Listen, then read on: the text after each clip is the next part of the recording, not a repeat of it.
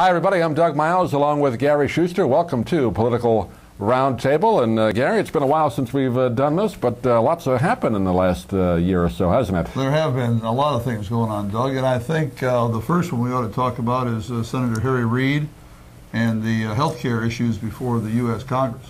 Have you ever seen, before we get to the specifics, I mean, you covered Washington for so long, Reagan administration, Carter administration, with the Washington up there, just covering politics up there. Have you ever seen a contentious time like we've been through the last few months? Well, you know, you sort of forget the ones that happened before. Right. I was, the other day, you know, we had this cold snap around the country. It turned out we were as cold in Florida as we were, I think, 7 or 8 years ago, and nobody remembered it. Right. I mean, so, yes, there have been times. There were times near the end of the Democrats being in control of the Senate where Howard Baker took over, and the Republicans back in the Reagan era, where there was a lot of contention. 94. Yes. With, Newt Gingrich, the contract with America. A lot of things had happened. But this one has everybody's attention because it is health care, and people really care about this, and it means a lot to them. And the fact that the Senate has a different version than the House, and the President wants this done. He would like to have this done by the end of the January, if not early February, because this is an election year. And being an election year, and the trouble that Harry Reid is in Nevada, along with some other of the 37 Senate seats that are up that belong to Democrats, they want to make sure that they get this thing passed this year.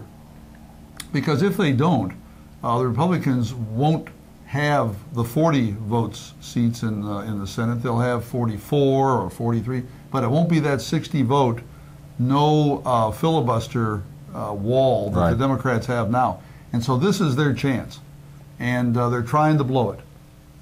They're doing a good job of trying to sabotage themselves, aren't they? They are, and there's whether you agree with the Democrats or not, they're not doing a good job. Yeah, I mean, you would think that because they had the numbers that they get it done. It's just like the Republicans had the numbers back during the last Bush term, and they couldn't get it done.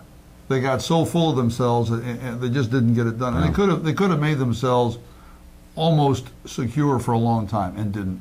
The Democrats are having the same issues. And you have, like I say, the Harry Reid seats. It's any of the three Republicans running for against Harry Reid could beat him right now, according to the polls. You got Dornan out in North Dakota, who's going to give a Democrat who's leaving, and looks like it could be a Republican seat.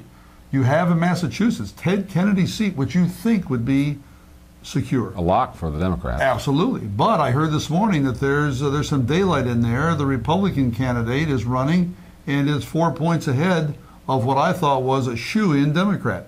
So there are things going on out there that just don't bode well for the Democrats if they don't get this health care issue passed this year, this month. Of course, Harry Reid with some comments earlier this week as we record this that similar to what Trent Lott went through a few years ago and getting hammered from the Republican side, but there seems to be a bit of a double standard. What's your thoughts on that? Well, I don't know. It's a little different. It's a little different. Lott wasn't as directly sort of racist as Reid was. You know, Reid commented for a book that was being written during the campaign why he wasn't smart enough to figure out that this thing would be published somehow, somewhere. Comes out eventually. Yeah, and his comments were going to be aired. I don't know why you wouldn't think about that and be careful of what you said. Lott said it at a going-away party for Strom Thurmond, the old segregationist from the South, and that's what got him in trouble. It's a little different, but it's there's race there, but it's a little different angle at it. But I think it's going to cost. It costs Lott his seat, and it's going to cost Harry Reid his seat. Almost has to. It may not be that only for Reid. There's other things that are involved, but that's one. He's been a controversial figure for a long time anyway, and if you're looking for a reason to get rid of him, if you're the opposition, that's a good one to hammer on. And Nevada's not necessarily a real Democratic state. Pretty well mixed, isn't it? You got another Republican senator. You remember you had Paul Laxalt there, so it's sort of on the person, you know, and so I think Reid is in trouble. My guess is he loses. Getting back to the health care, we saw before the holidays, looked like Congress, particularly the House, was trying to really ram something through quickly. They had that late night vote. I think it went till 1 or 2 in the morning that time. Sure did. Have you ever seen anything like that before, trying to get a bill through that quickly? And a lot of people say, well, it's done under the cover of secrecy, and nobody really read the bill to begin with. Well, nobody read the bill. First of all, it's like 1,300 pages. Right. So nobody, I say nobody, not many read the bill. The guy who typed it out read it. Yeah, well, probably a lot of people typed it out. But the thing is, with a situation like that, they do it under the cloak of secrecy, but it's not really, because in Washington, if the Congress, either house is in session, the light up on top of the dome, is lighted. Is that right? And until that session is over, when the session's over, the light goes out. So you know from anywhere in that city if they're working. Something's going on. Yep.